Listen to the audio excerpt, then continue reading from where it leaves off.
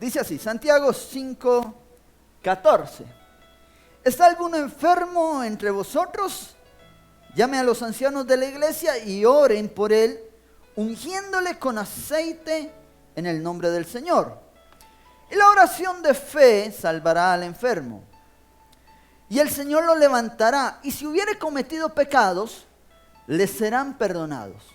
Confesad vuestras ofensas unos a otros, y orad unos por otros, para que seáis sanados. La oración eficaz del justo, dice, puede mucho. Y dice el 17, Elías era un hombre sujeto a pasiones semejantes a las nuestras, y oró fervientemente para que no lloviese, y no llovió sobre la tierra, mira que dice, por 3 años y 6 meses.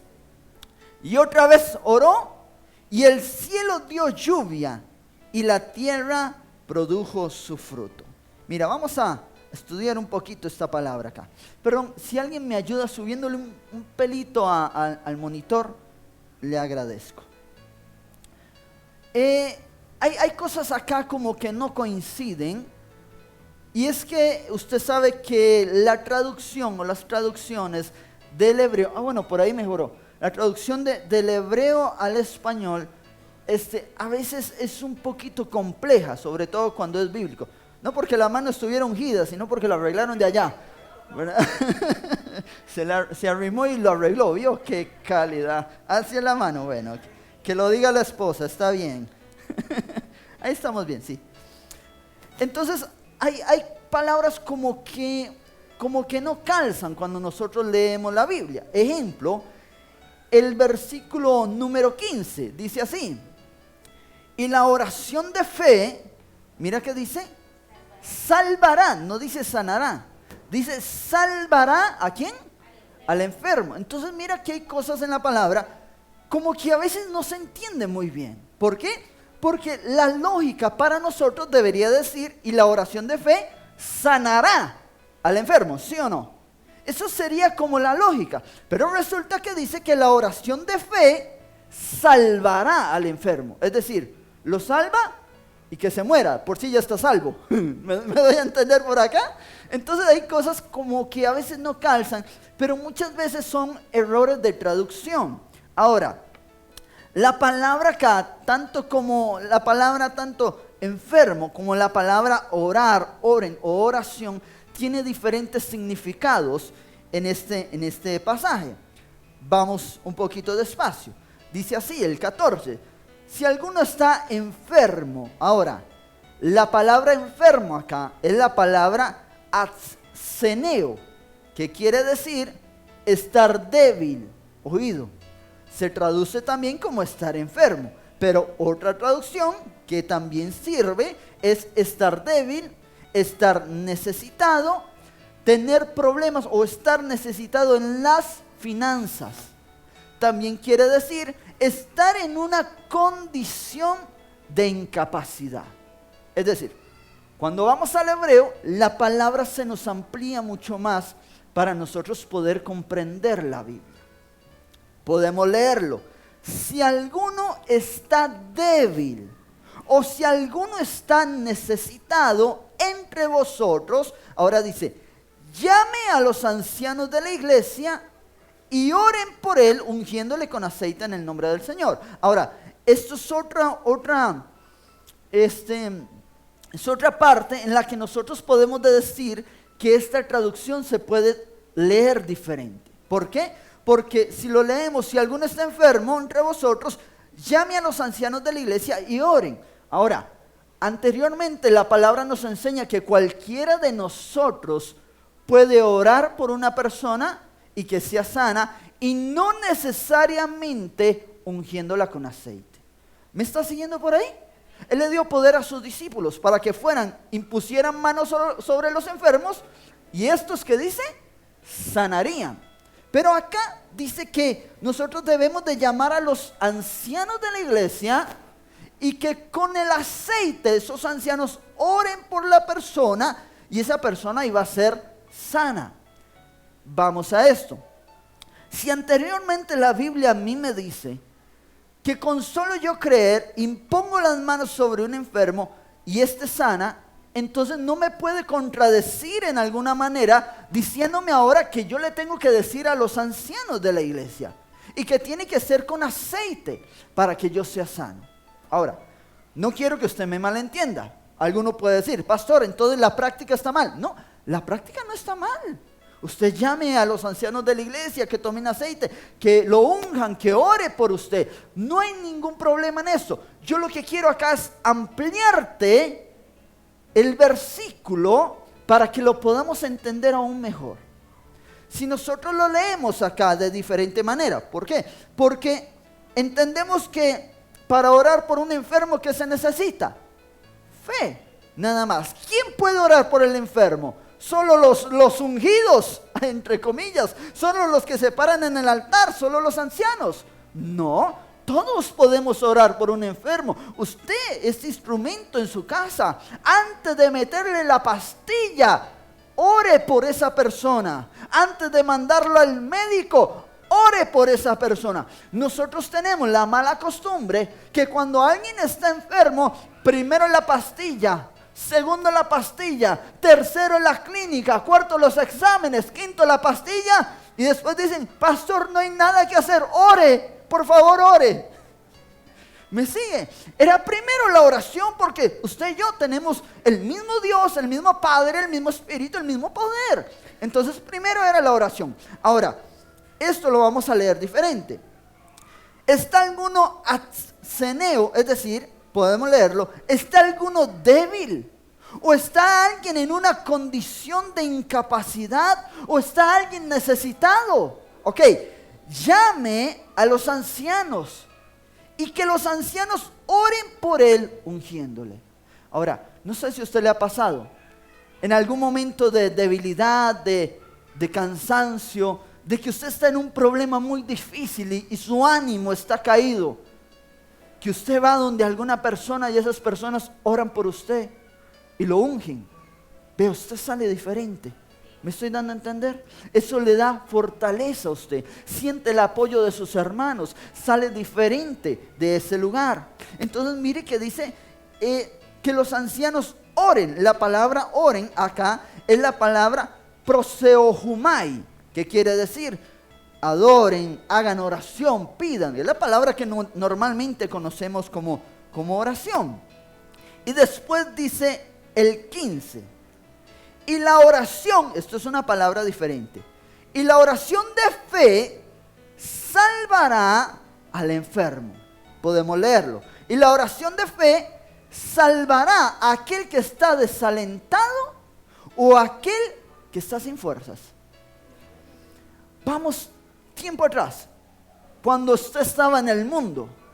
Hay personas que llegaron a los caminos de Dios más o menos bien, pero hay otros que llegaron bien quebrados, ¿sí o no? Que cuando usted no hallaba salida, cuando usted estaba, algunos incluso con el arma apuntando a la 100, ahí llegó alguien y le habló de Dios. O algo pasó y le habló de Dios. O cuando estaba en lo más bajo, el momento más difícil de su vida, alguien llegó y oró por esa persona y lo levantó. ¿Le pasó a usted algo parecido? Estando bien caído, alguien vino y oró por usted y Dios lo levantó. ¿Me está siguiendo ahí? Amén. Entonces dice que la oración de fe salvará al que está débil.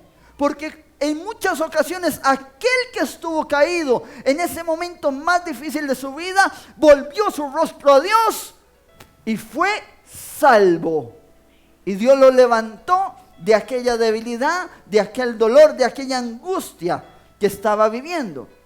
Ahora, me gusta acá en el 15 la palabra oración, porque dice, y la oración de fe salvará al enfermo. Aquí la palabra oración no es proseohumai, sino que la palabra euge, y euge significa deseo expresado como una petición. Entonces, mira qué bonito esto. Ponme un poquito de instrumental ahí. El deseo, dice que euge es deseo expresado como petición. Cuando yo hago una oración, yo estoy expresándole a Dios una petición de mi corazón. ¿Estamos acá? Entonces mira qué bonito ese significado. Entonces dice que cuando alguien está débil, esa oración, ese deseo expresado como petición a Dios va a salvar a aquel que se encuentra en esa situación. ¿Ves qué lindo, qué diferente es? Dice así: y el Señor lo levantará. Y mira, y si hubiere cometido pecados, les serán perdonados. ¿Ves que todo está hablando de la salvación?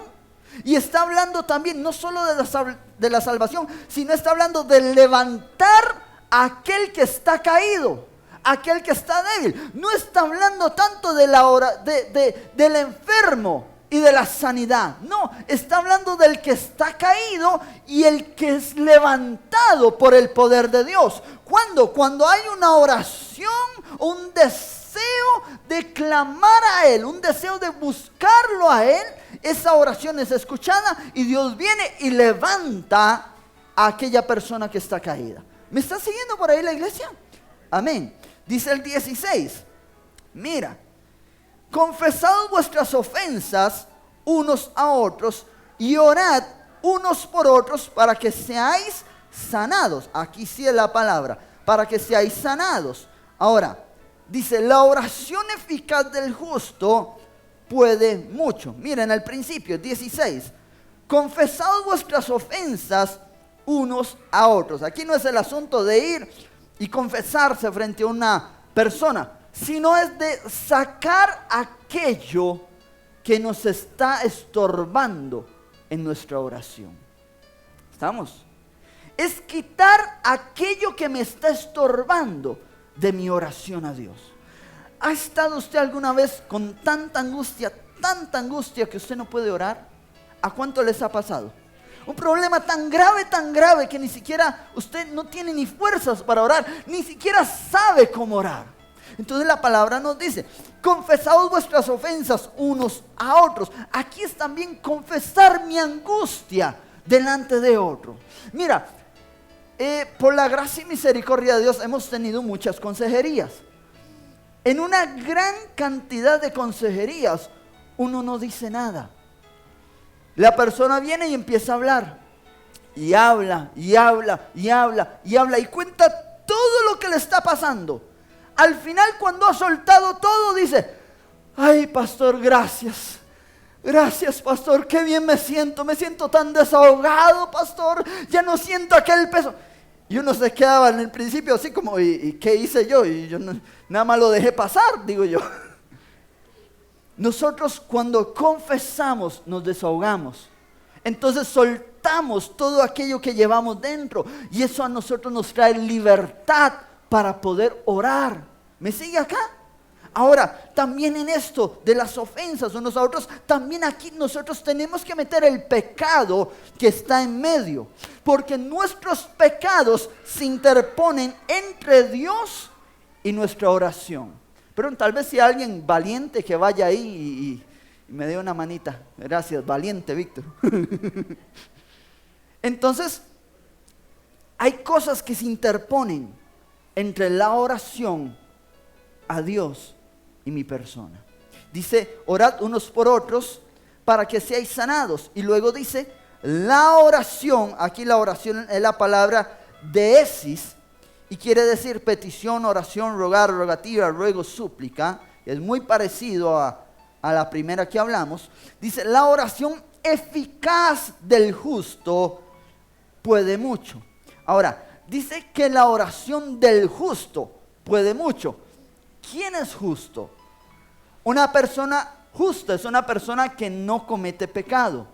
Ahora, en el antiguo pacto usted y yo estábamos con pecado siempre, no podíamos ser libres. Pero la sangre de Cristo viene y nos hace libres a cada uno de nosotros y nos hace justos delante de Dios. Entonces aquí nosotros podemos tirar un check. La oración del justo, póngale check. ¿Por qué? Porque usted es justo delante de Dios. Dios te hace justo. ¿Estamos acá? Amén. Entonces, en ese lugar usted ya está bien. Usted tiene 100, no se me distraiga, deje que se la lleven. Usted ya tiene 100. Usted es una persona justa. Ahora, dice la oración eficaz. ¿Qué es eficaz? La palabra eficaz es la palabra energeo, que literalmente viene de la palabra trabajar. Y literalmente significa trabajar en. ¿Qué quiere decir? Trabajar en la oración. ¿Me está siguiendo? También significa estar activo, estar operante. Es decir, la oración eficaz, la oración de aquella persona que está trabajando. ¿En qué? En la oración. Aquella persona que está trabajando, aquella persona que está activa en oración, aquella persona que está operante en la oración. Esa oración puede mucho. ¿Me está siguiendo ahí la iglesia? Amén. Yo usted justo delante de Dios, no hay problema, puede hacer la oración. ¿Qué es lo que pasa? Que en este punto, mucho hijo de Dios es en lo que falla. Primero hay obstáculos en la oración que no lo dejan fluir, no dejan que la oración suba delante del altar. Eso primeramente. Y luego que la oración no es eficaz, no es un trabajo real que se hace. Hay muchas personas, o la gran mayoría, la oración que dice son 5 minutos al levantarse y 5 al acostarse. Ay, Señor, y acuérdate de fulanito, Padre, sácalo de donde está. Y listo, eso fue. 3 meses después se da cuenta que Dios no contestó la oración y le vuelve a pedir a Dios por fulanito. Dice que es la oración eficaz, energeo, la oración que se trabaja. ¿Sabe? Usted y yo tenemos un gran poder en esta boca. No sé si usted lo sabe, lo entiende, pero hay un gran poder en esta boca, porque de todo lo que sale de nuestra boca, Dios nos va a pedir cuentas, sea bueno o sea malo. Entonces nosotros tenemos que orar eficazmente, trabajar en la oración, dirigir nuestra oración delante de Dios. ¿Sabe cuál es un problema? Pero, y no sé si así está trabajando eso, sino alguien que me ayude por ahí. ¿Sabe cuál es el problema? Que muchas veces estamos orando y estamos en nuestra mente, Señor, no, estamos con nuestra boca, perdón. Señor, qué sé yo, ayúdame, Padre, a pagar las cuentas, Señor, yo quiero salir de esta cuenta. Usted está en eso en su boca, pero en su mente usted está, uy, vea qué montón de telarañas. Ay, sí es cierto que tengo que ir a hacer el mandado. Uy, ya es tarde, ¿qué hora será? Y usted está orando. O sea, con su boca usted está orando. Y usted está orando y usted está pidiéndole a Dios, Señor, bendice la iglesia, Señor, haz esto. Y usted agarra el teléfono, Señor, mandó mensaje. No, le contesto más tarde porque estoy orando. Señor, ayúdanos, Señor. Al rato, uy, volvió a sonar el teléfono. Y usted lo vuelve a ver. No, es el mismo tipo. Y usted sigue orando. Y entonces hay un montón de distracciones y obstáculos que se ponen entre su oración y la presencia de Dios. ¿Estamos acá? Amén. El trabajar en la oración es un punto, pero el concentrar nuestra mente en la oración es otro punto sumamente importante, porque usted tiene que saber lo que está diciendo. Y ni hablar de los que oran en lenguas. A veces usted está orando en lenguas y Rambo saca la bazuca y estira la manga larga y en su mente está haciendo la lista de compras. Ay, ay, ay, me doy a entender acá. ¿Por qué? Porque la oración en lenguas te da esa facilidad. Pero en su mente, si usted no está conectado al Espíritu, usted está haciendo otra cosa. Ahora yo le pregunto, ¿será eso una oración que llegue delante del altar? ¿Que llegue delante del trono?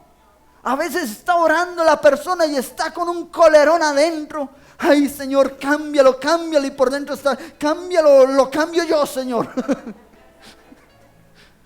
Y entonces hay un montón de obstáculos y un montón de situaciones que nosotros ponemos delante de la presencia de Dios para que llegue la oración.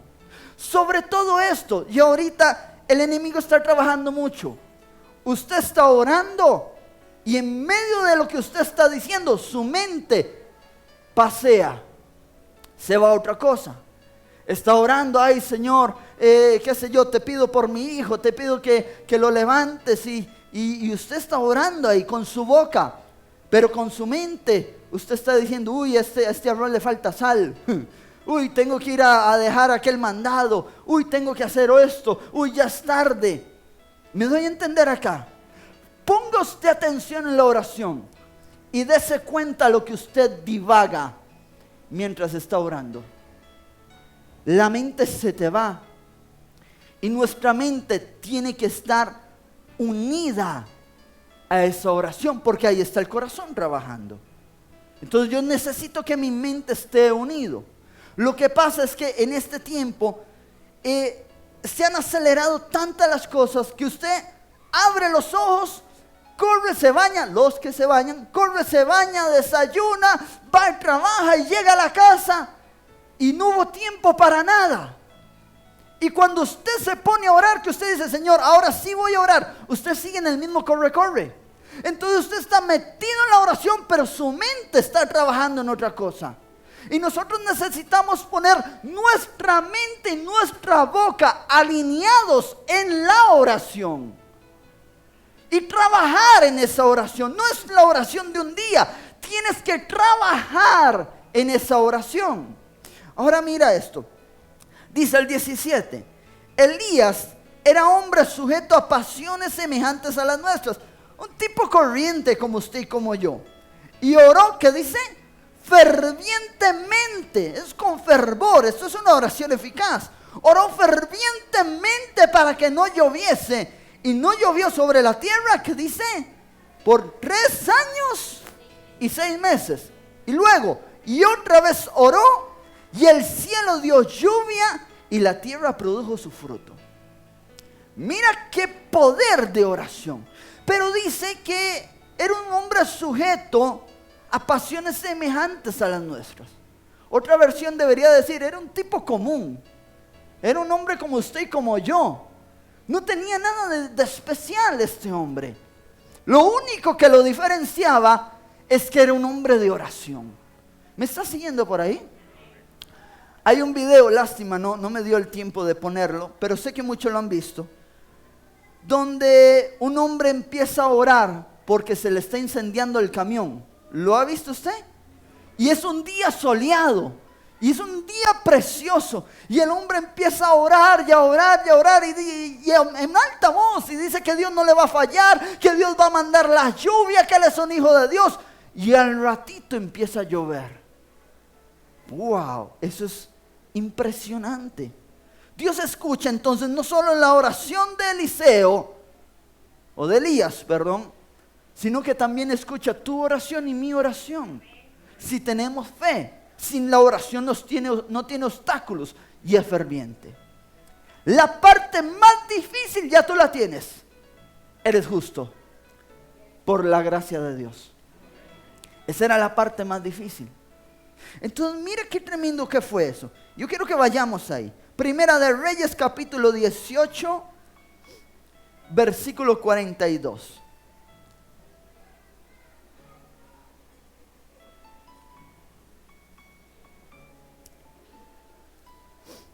Aquí habla del Monte Carmelo. Si consigues una imagen, me la subes. Hay varias imágenes. Hay unas que muestran que es como de piedra, ¿verdad? ¿Estamos ahí?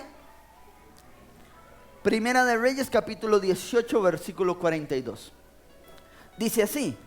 Acab era el rey. Lo meto en el contexto un poquito. Era un tiempo muy malo para el pueblo de Israel.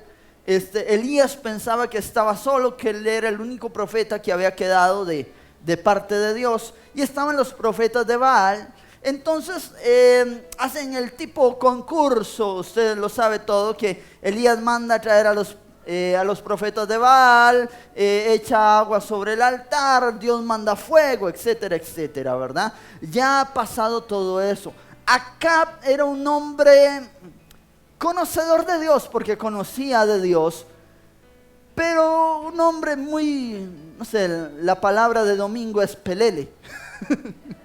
Un hombre que se dejaba mangonear por la mujer, Jezabel, que era bien mandona, ¿verdad?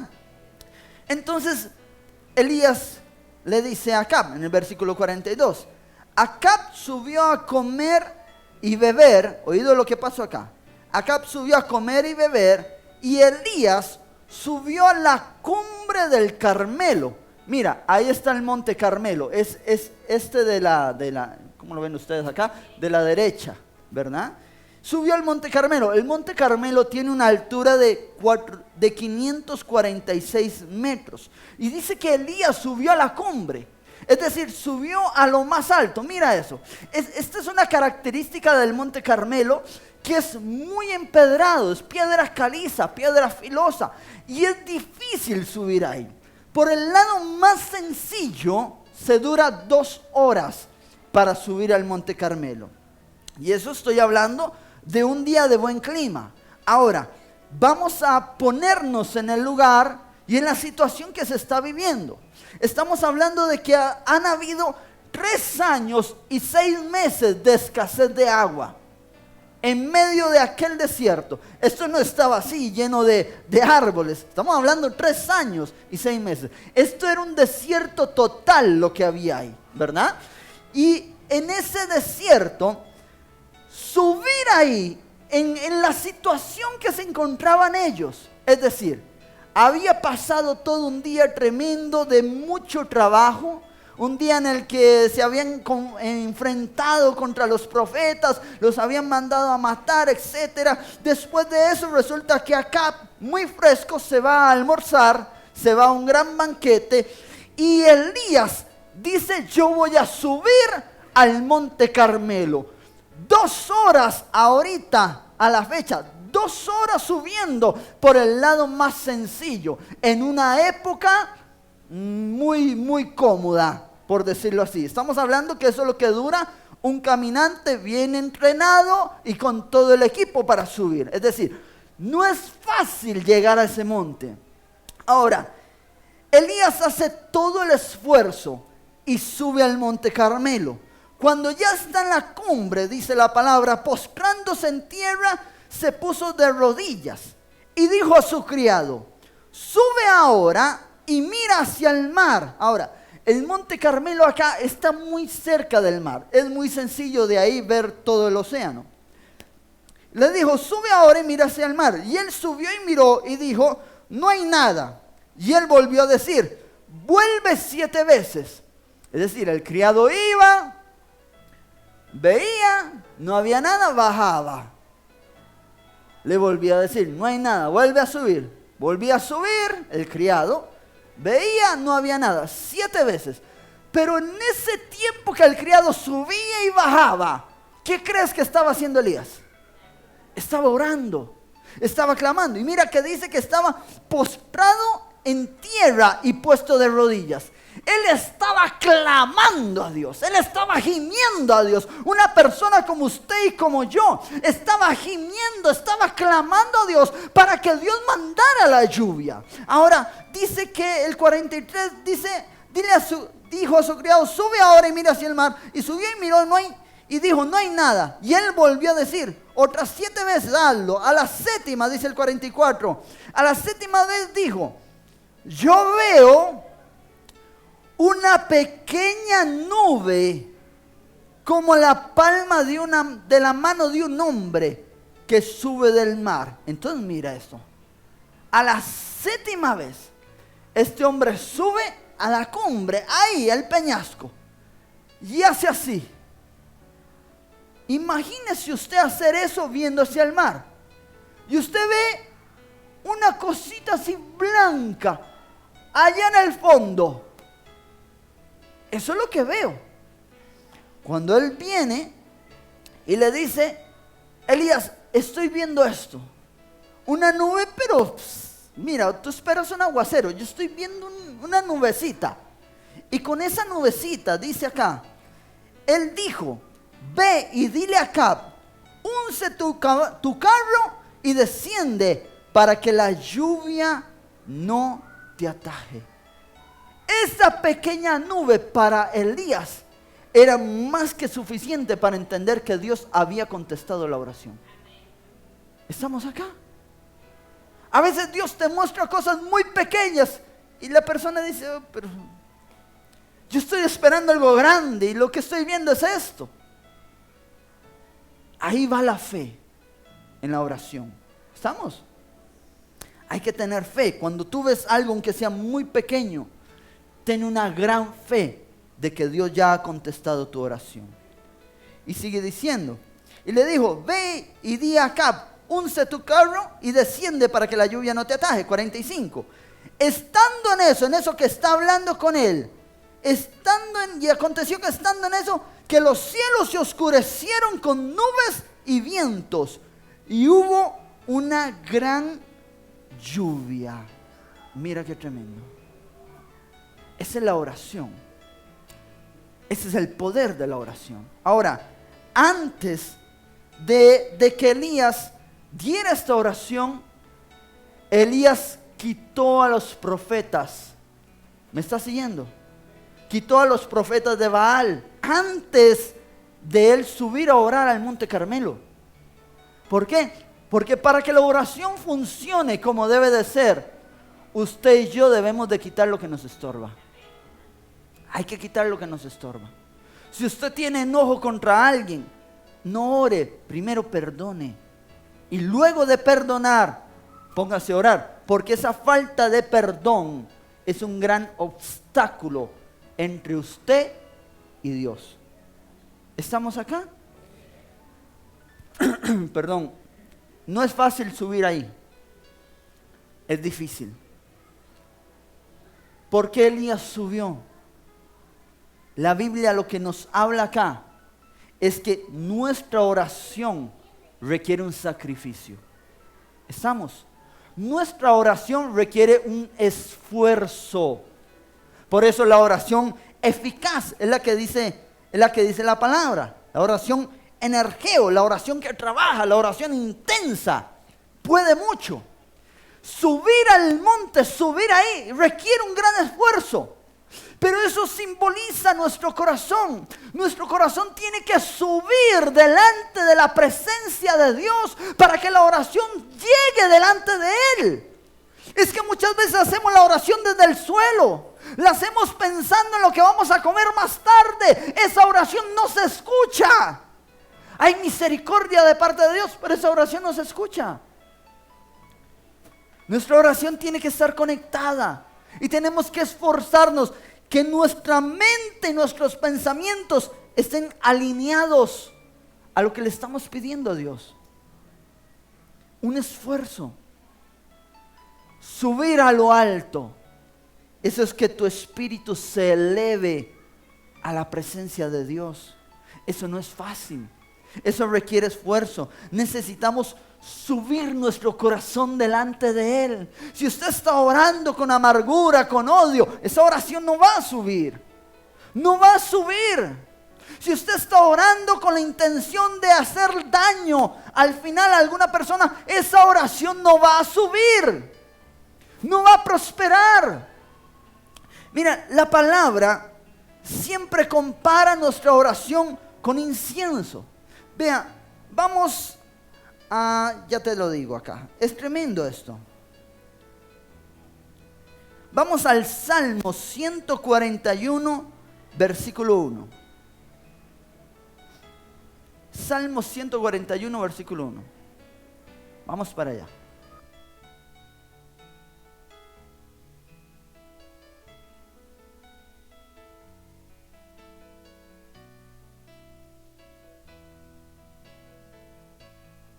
¿Estamos ahora sí? Salmo 141, 1. Está hablando David. Y dice, Salmo de David: Jehová, a ti he clamado, apresúrate a mí, escucha mi voz cuando te invocare. Y dice el versículo 2, mira y presta mucha atención: suba mi oración delante de ti como el incienso, el don de mis manos como la ofrenda de la tarde. Pero quiero recalcar esto: suba mi oración delante de ti como el incienso. ¿Como cuál incienso? Está hablando acá David como el incienso que se ponía sobre el altar del incienso que estaba en el templo de Moisés. Es decir, tenemos la imagen ahí. Aquí está el altar del incienso. Vamos al altar del incienso.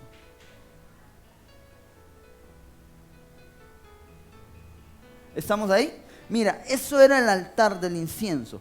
Esto estaba delante de la tela o del manto que cubría el lugar santísimo. Estaba en el lugar santo. Tenemos otra ahí. ¿Dónde está? Bueno, esa está bien. Esto es como era el tabernáculo de Moisés. Usted puede ver aquí en el principio hay un altar que arde en fuego. Este primer altar era donde se sacrificaban los animales y donde se derramaba la sangre para el perdón de pecados. Luego de eso, pongamos el otro, perdón, el otro del tabernáculo, no, el otro.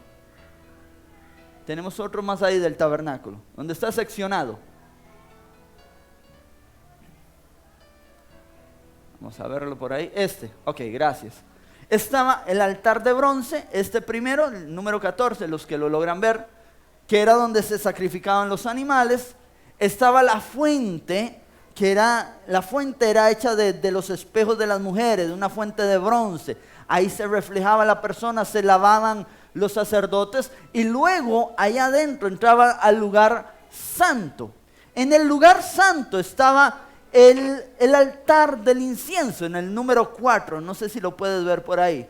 Y luego de eso estaba el lugar santísimo. Ahora, lo tremendo de esto es que dice que ahí, ponme la primera imagen que me pusiste del tabernáculo. ¿Ves cómo ahí el incienso sube? La otra, del tabernáculo. Esa. ¿Ves cómo el incienso sube? En la parte de atrás se ve un humo que sube. Eso es donde se encontraba el altar del incienso. Pastor, pero esa es una imagen representativa. Según se dice, la mezcla de esencias para que subiera el altar, para que subiera el humo, era tan especial, que no solo daba un aroma impresionante, sino que el humo subía directamente hacia el cielo. Subía directamente, era algo impresionante. Ahora, es interesante esto, mira. Ese incienso simboliza las oraciones. Cada vez que usted y yo oramos, simbólicamente, no sé en lo espiritual, pero es como un incienso que sube. Dice la Biblia que eso es olor grato delante de Dios. En el tabernáculo de Moisés, aquel incienso subía, no se esparcía, sino subía.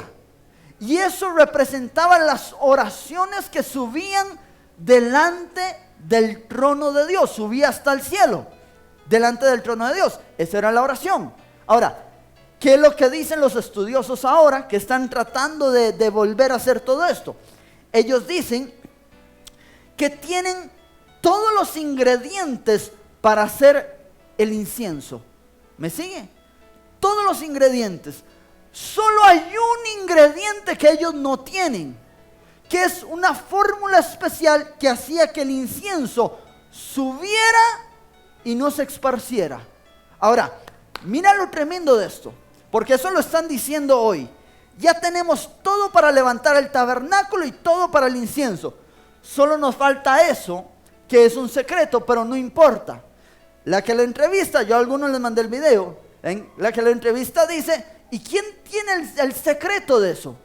El hombre explica que había una familia que tenía el secreto para eso, pero la familia murió y con ella murió el secreto.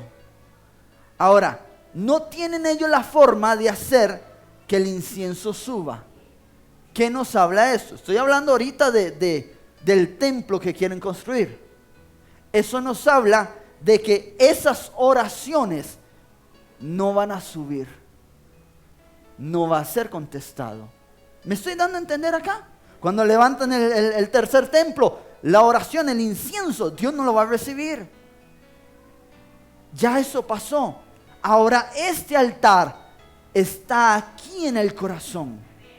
Ahora, ese incienso sube del corazón de nosotros al corazón de Dios. La oración sube delante de Él.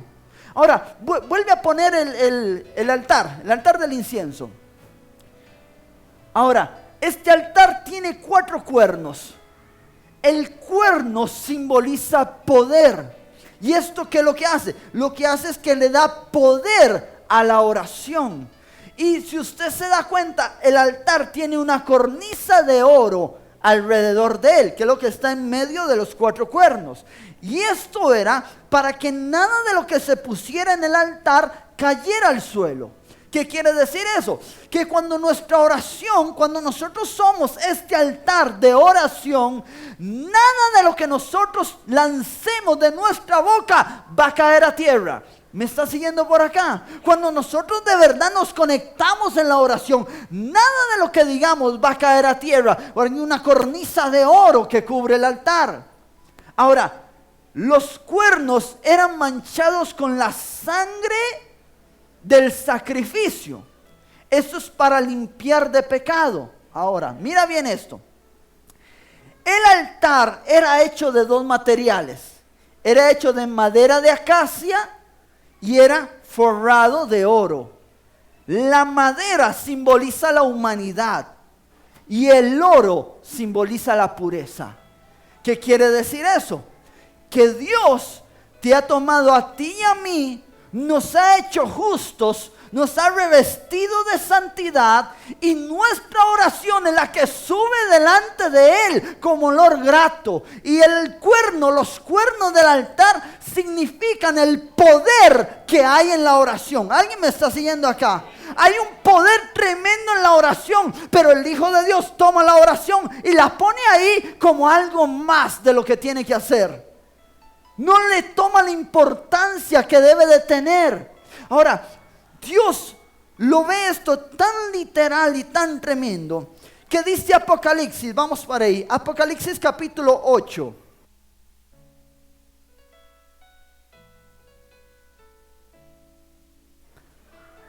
Capítulo 8, versículo 3. ¿Estamos ahí? El otro ángel, mira qué dice, Apocalipsis 8, 3. El otro ángel vino entonces y se paró ante el altar con un incensario de oro. Y mira lo que dice. Y se le dio mucho ¿qué?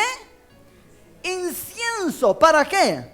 Para añadirlo, mira, a las oraciones de todos los santos sobre el altar de oro que estaba delante del trono.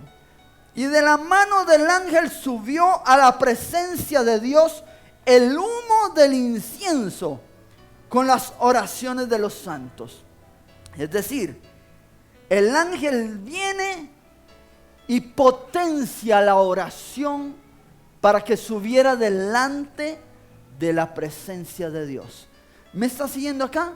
Amén. Recuerda que todo el antiguo pacto es una sombra de lo que Dios iba a hacer en este tiempo. Entonces nosotros tenemos que entender cómo es que trabaja la oración. Cuando usted y yo oramos de verdad, hay un olor grato que comienza a subir. La palabra dice que debemos de darle sacrificio de alabanza. Cuando usted y yo adoramos, estamos haciendo un sacrificio delante de la presencia, y eso está subiendo como olor grato delante del Padre. Mira, el altar del incienso estaba junto a la presencia de Dios. Estaba el altar, estaba la cortina y estaba la presencia de Dios, el tabernáculo. Pero aquella cortina ya fue rota. ¿Alguien está acá? La cortina ya fue rota. Entonces ahora está el altar del incienso y a la par está la presencia de Dios. Es decir, está usted, está su oración, y junto a su oración está la presencia. Está Dios escuchando y recibiendo aquello que sale de su boca en olor fragante. Pero la oración tiene que salir en olor fragante.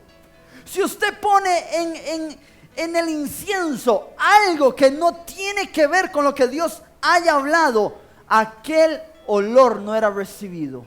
Aquello era un incienso extraño. Eso quiere decir, cuando usted y yo oramos, oído, cuando usted y yo oramos y no estamos alineados a la presencia de Dios, esa oración no es correspondida. Dios no recibe esa oración. Hay oraciones que Dios recibe y hay otras que no. No estamos hablando acá de salvación. Estamos hablando de oración y de la respuesta a ella. Hay personas que tienen años orando por algo que no está de acuerdo a la voluntad de Dios. Ay, ay, ay. Y está esperando que Dios, como doblarle la mano a Dios para que Dios le responda esa oración. Hay oraciones que no van a ser correspondidas porque no están alineadas a Dios. Hay oraciones que no son correspondidas porque tú no tienes fuerza, no tienes trabajo en cuanto a eso. Hay oraciones que no son correspondidas porque tenemos baales o estorbos en nuestra vida que impiden que la oración fluya. Cuando Elías quitó los baales, inmediatamente subió al Carmelo. Porque él dijo, ahora sí me va a escuchar Dios. Ahora sí mi oración va a ser correspondida. ¿Por qué no lo hizo antes? Porque estaba toda la maldad. Estaban todos los profetas ahí estorbando. Vuelvo y repito, no estamos hablando de salvación. La gracia está sobre su vida. Pero la respuesta a la oración hay que trabajarla. Ay, ay, ay. Hay oraciones que tú las recibes inmediatamente. Y hay otras que cuesta años recibirlas. Porque hay oraciones que están de acuerdo a la voluntad de Dios y al tiempo de Dios.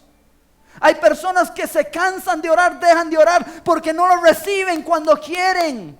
Iglesia, hay que entender también que la oración se responde en el tiempo de Dios y no en nuestro tiempo. Estás alineado, estás orando correctamente, quitaste los baales, subiste al monte. Ahora espera el tiempo. Solo eso te falta, esperar el tiempo. Si tu oración está bien dirigida, espera el tiempo. Ahora, alguien dirá, pastor, ¿y cómo oro? Yo no sé cómo orar. Para eso Dios trajo el Espíritu Santo sobre tu vida. Dios lo trajo sobre tu vida. Porque dice la palabra que el Espíritu de Dios es nuestra guía. En la oración el que nos guía es el Espíritu Santo. Pero tenemos la mala costumbre de decir, Señor, ayúdame en esta oración. Y oro lo que se me pega la gana. Espero a que Dios me guíe. La mayoría de personas ni siquiera le preguntan al Espíritu Santo cómo deben de orar. Ni siquiera se le pregunta cómo se debe de orar. Hay personas que están, Señor, ten misericordia de fulano, ten misericordia, ten misericordia. Y Dios está en el cielo como diciendo, papito, pero yo lo que quiero es darle un buen par de nalgadas para que entienda. Y usted está pidiendo tanta misericordia que Dios no obra en esa persona.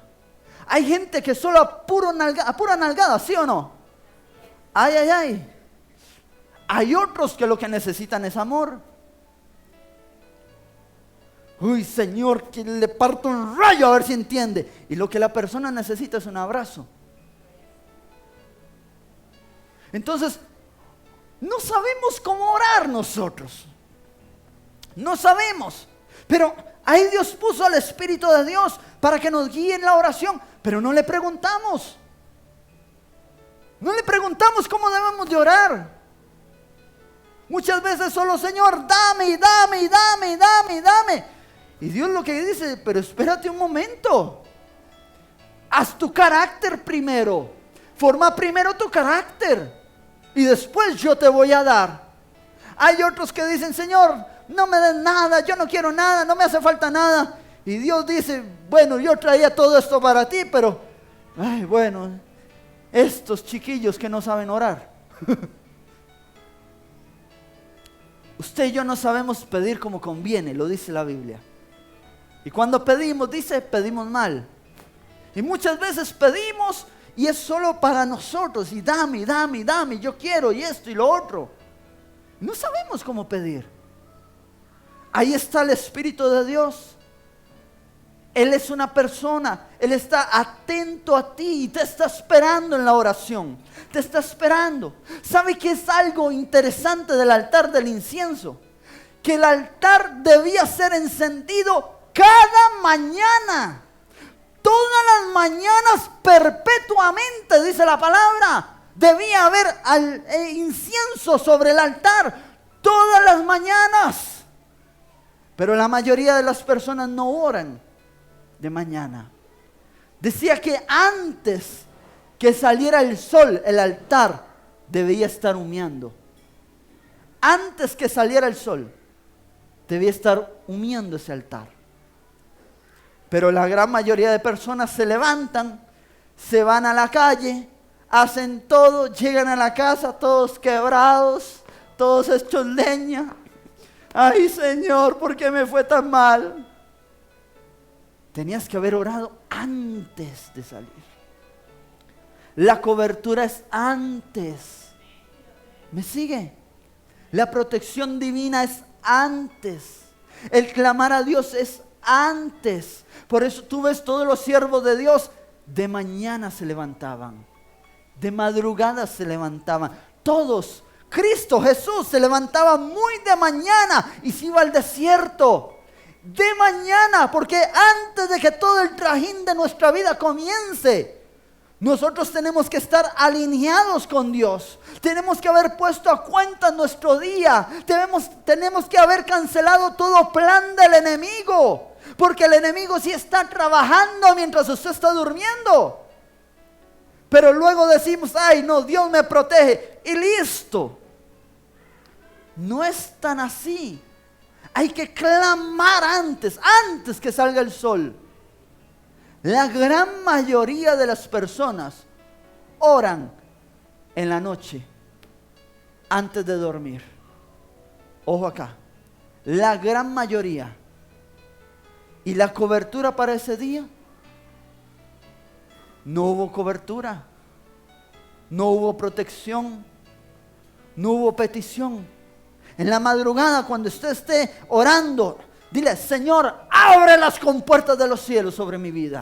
Derrama bendición. Si usted lo hace en la noche, ¿ya para qué? Tiene un orden. Las cosas de Dios tienen un orden. En la noche su oración de noche, pero en la mañana, el incienso en el altar tenía que estar en la mañana antes que saliera el sol. Y eso era algo perpetuo. Es decir, no debe haber un día que tú te levantes sin que te pongas a cuentas con Dios. ¿Estamos acá? Amén. Y voy terminando con esto. En el tabernáculo de Moisés, el incienso, ahorita teníamos la máquina de incienso, pero le falta unción, no está enchamucada porque eso no huele a nada. Pero en el de Moisés sí olía. Dice, sí, me hizo quedar mal. Dice, ¿para qué tiene el pastor esa cosa ahí? Un brujo raro eso. ¿Sí le huele? ¿Sí? Ahora que el sacerdote estaba tan impregnado de la unción que ya ni le olía. Ah, caray, dijo la pastora Ivonne. Mira, bueno, qué dicha que les duele. A mí no me huele nada, soy yo el problema. En el tabernáculo de Moisés ponían el altar del incienso en las mañanas. Según dicen, era un olor tan exquisito y tan fuerte que no solo llenaba todo el lugar santísimo, ni todo el tabernáculo, sino que llenaba todo Israel. Oído acá. Según dicen, el olor era tan impresionante que las mujeres no usaban ningún tipo de perfume, porque todas tenían la fragancia de la unción. Entonces imagínate lo que era eso. Tú entrabas a ese lugar y todo el pueblo inmenso tenía un olor grato, tenía un perfume en ellos. Porque el incienso subía delante de Dios, pero su aroma impregnaba el pueblo. Ahora mira, y esto sé que les ha pasado a muchos. A muchos les ha sucedido que estamos acá en oración o en adoración y vienen llegando y pasan por esa puerta y han sentido la presencia. Levánteme la mano el que lo ha sentido alguna vez. Pasas por la puerta y siente la presencia. Esa es la unción del Espíritu que impregna el pueblo. Lo impregna. Yo siento ahorita que Él está fluyendo. La oración de su Espíritu impregna el pueblo. Y en ese momento, cuando todo el pueblo ora, la oración, la unción se hace más espesa y nos impregna a todos. ¿Me está siguiendo acá? Por eso es tan importante la oración entre nosotros y la oración y la adoración en este lugar. Por eso es tan importante, porque hace que la unción descienda. Tu oración y tu adoración sube delante de Él y la unción desciende e impregna a su pueblo. Wow.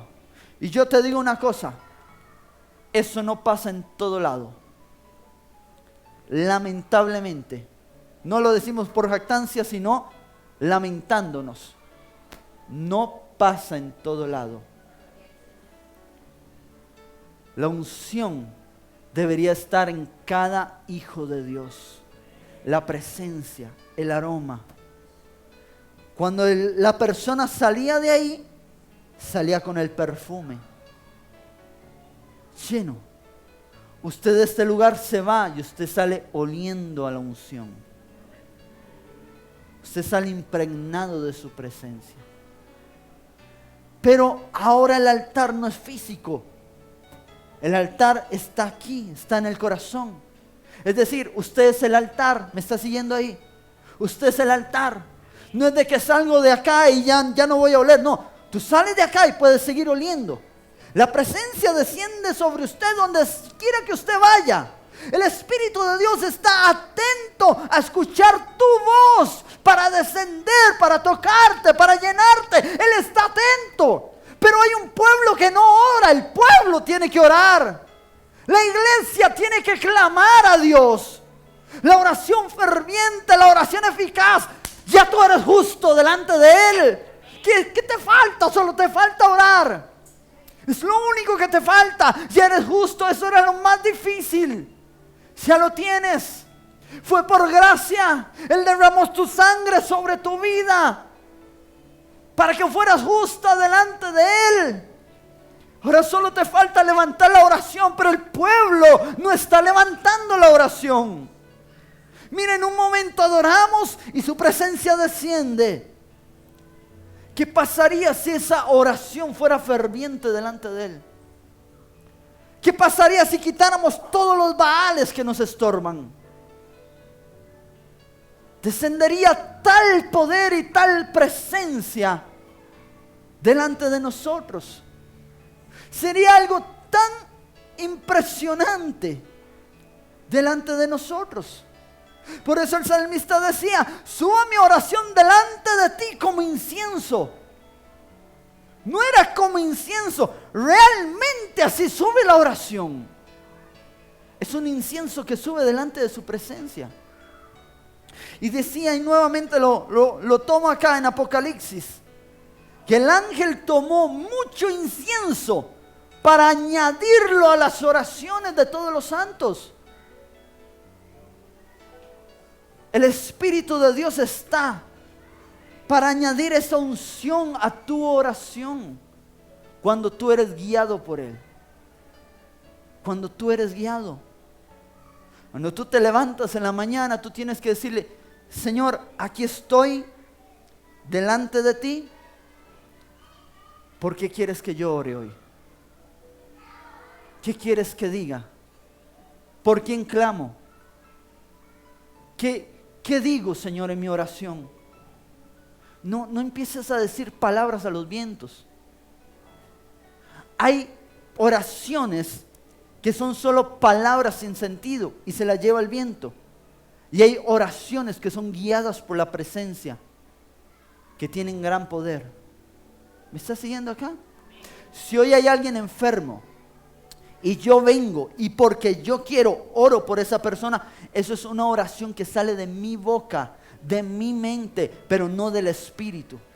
Si el Espíritu de Dios me dice: ve y ora por esta persona, yo voy a ir y yo voy a abrir mi boca, y cuando yo abra mi boca, poder va a salir del Espíritu y esa persona va a ser sana. Porque es una oración guiada por el Espíritu. Pero la mayoría no queremos ser guiados. Usted y yo, como iglesia, debemos de ser diferentes. Debemos de ser diferentes para que la unción suba en olor grato delante de Él. ¿Cuántos queremos oraciones contestadas? Amén. Yo le soy sincero, hay veces que yo me he quedado impresionado de lo rápido que responde Dios a cosas que son imposibles. Pero eso pasa solo cuando la oración está alineada con Él y cuando Él nos guía en oración. Amén. Yo quiero que nos pongamos en pie un momento. Si Dios ha hablado a tu vida por medio de este mensaje, te invitamos a que lo compartas. En la parte de abajo deja un comentario sobre lo que Dios habló a tu vida. Dale un like y si no te has suscrito, recuerda suscribirte para que de esa manera no te pierdas ninguno de nuestros próximos mensajes.